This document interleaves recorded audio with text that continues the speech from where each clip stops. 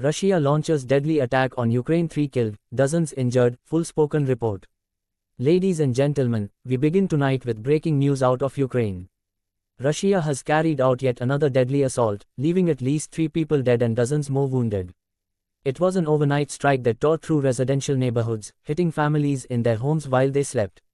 Officials in Ukraine say Russia used a combination of missiles and drones in this latest offensive. The heaviest damage was reported in eastern and southern regions of the country. Buildings were reduced to rubble, cars burned on the streets, and the skyline was filled with smoke.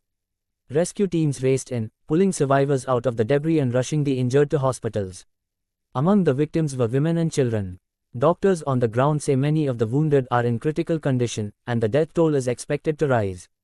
Ukrainian leaders are calling this a deliberate attack on civilians, accusing Moscow of intentionally targeting residential areas to spread fear and chaos.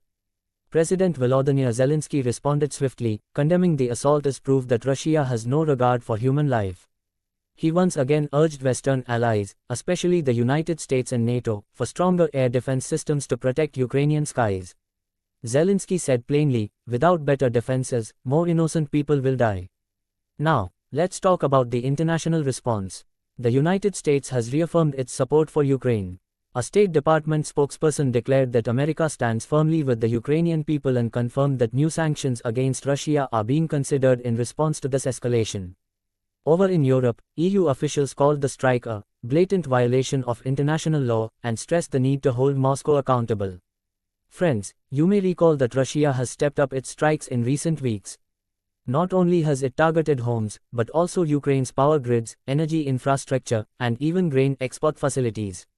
These attacks are crippling Ukraine's economy, disrupting food supplies, and putting enormous strain on ordinary citizens. Analysts say the strategy is clear: weaken Ukraine's resources and break the spirit of its people. But here's what's important to note: despite the devastation, Ukrainians continue to fight back. Ordinary citizens have joined forces with rescue crews, helping their neighbors escape from collapsed buildings. Social media is filled with images of people carrying injured children, clearing rubble with bare hands, and refusing to surrender to fear. It's a powerful reminder of resilience and unity. At the end of the day, this new Russian strike is not just another attack, it's a warning that the Ukraine war is far from over. And while the battlefield is thousands of miles away, its consequences ripple across the globe, from energy prices to food security, and even to America's foreign policy decisions. The world is now watching closely to see how Washington, NATO, and the international community respond.